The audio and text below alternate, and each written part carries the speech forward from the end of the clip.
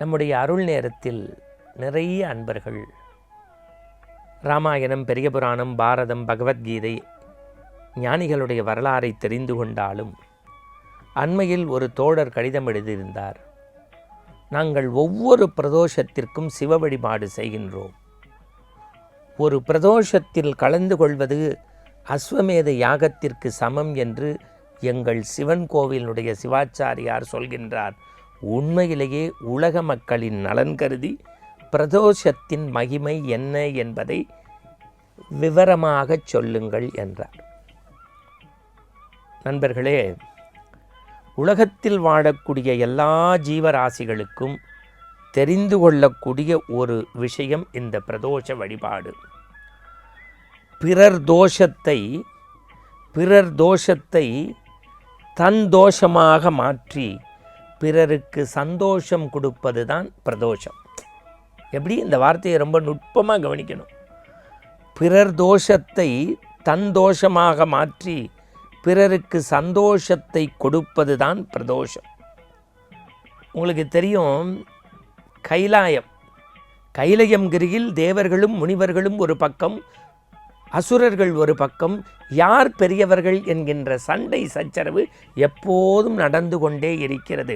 மண்ணுலகத்து மனிதர்கள் போல விண்ணுலகத்தில் எல்லாவற்றையும் உணர்ந்த பார்க்கடலில் பள்ளி கொண்டிருக்கக்கூடிய பரம்பொருள் திருமாலிடத்தில் போய் தேவர்களும் முனிவர்களும் தாங்கள் நீண்ட நாள் உயிர் வாழ தங்களுடைய ஆயுளை நீட்டித்து தருவதற்கு அமிர்தம் போன்ற ஒரு பொருளை தா என்று கேட்கிறார்கள்.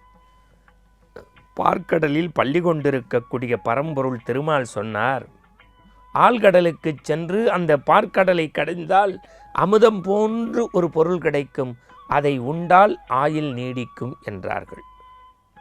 பார்க்கடலுக்குள் தேவர்களும் முனிவர்களும் செல்கின்றார்கள். 8 நாள் தங்களுடைய அமிர்த பொருளை எடுப்பதற்காக பார்க்கடலை கடைகின்றார்கள்.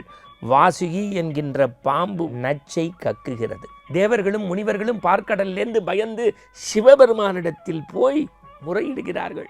அந்த சிவபெருமான் பார்த்தார், அந்த விஷம் வருது, நாவல் பழம் உருட்டினா எப்படி வரும், அந்த மாதிரி அந்த உருண்டையை எடுத்து தேவர்களை முனிவர்களை காக்க, இவர்கள் தோஷத்தை போக்க, அந்த தோஷத்தை தன் தோஷமாக பார்க்க அப்படி வாயில போட்டுக்கிறார். யார்? அம்மையப்பனாக இருக்கக்கூடிய சிவப்பரம்பொருள்.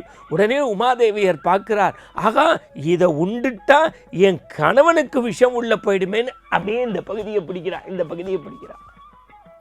அப்படியே விஷம் இங்கே தங்கி எம்பெருமான் நீல நிறத்தில் காட்சி தருகின்றார். அன்றிலிருந்து சிவன் நீலகண்டன் அப்படின்னு அழைக்கிறாங்க. சரி, இப்போ இதுக்கு என்ன பண்ணுறதுன்னார். இவருக்கு தொண்டையை பிடிச்சி எம்பெருமானுக்குள்ள விஷம் இறங்கிட்டதுனால தேவர்கள் முனிவர்கள் காக்கப்பட்டார்கள். இப்போ நம்ம ஒரு பேங்க்குக்கு போகிறோம், பேனா வாங்குகிறோம், எழுதிட்டு தேங்க் பண்ணுவோம். திடீர்னு பஸ்ஸில் போகிறோம், பர்ஸை தொலைச்சிட்டோம், ஒருத்தர் பணம் டிக்கெட் எடுத்து கொடுக்குறாரு, தேங்க் பண்ணுவோம். சின்ன விஷயங்களுக்கு தேங்க் பண்ணும்போது தான் உயிரை காப்பாற்றிய தேவர்களும் முனிவர்களும் சிவபெருமான்கிட்ட வந்து நன்றி சொல்லணும்ல? இல்லை, நம்ம தான் இஷ்டப்பட்டா கஷ்டப்பட்டா தானே கோவிலுக்கு போகிறோம். இப்போ தான் மகிழ்ச்சியாக இருக்காங்களே, ஒரு கம்ஃபர்ட் ஜோனில் இருக்காங்களே, எம்பெருமானை மறந்துட்டாங்க. எல்லாரும் பயந்துட்டாங்க. ஆகா, கடவுளுக்கு நம்ம நன்றி சொல்லலையே, அவனை போய் எப்படி பார்க்கறது அப்படின்னு. அப்போ சொன்னாங்க, மீண்டும் போய் எங்களுடைய இந்த குழந்தைகளுடைய தவறுக்கு அருள் புரிய வேணும்னாங்க. எம்பெருமானாகிய சிவபெருமான் ரொம்ப முக்கியங்க. பொன்னார் திருமேனி, புலித்தோள், மான் மழு சூளம் என்கின்ற ஆயுதங்களோடு தண்டை சிலம்பு கிங்கிணி சத்தம் வர உமாதேவியரோடு அப்படியே அந்த நந்தி கொம்புகளுக்கு இடையே ஒரு ஆனந்த தாண்டவமாடி தேவர்களுக்கும் முனிவர்களுக்கும் மாலை பொழுது 4:30லேருந்து 6க்குள்ள ஒரு பிரத்யேக காட்சி தருகின்றார்.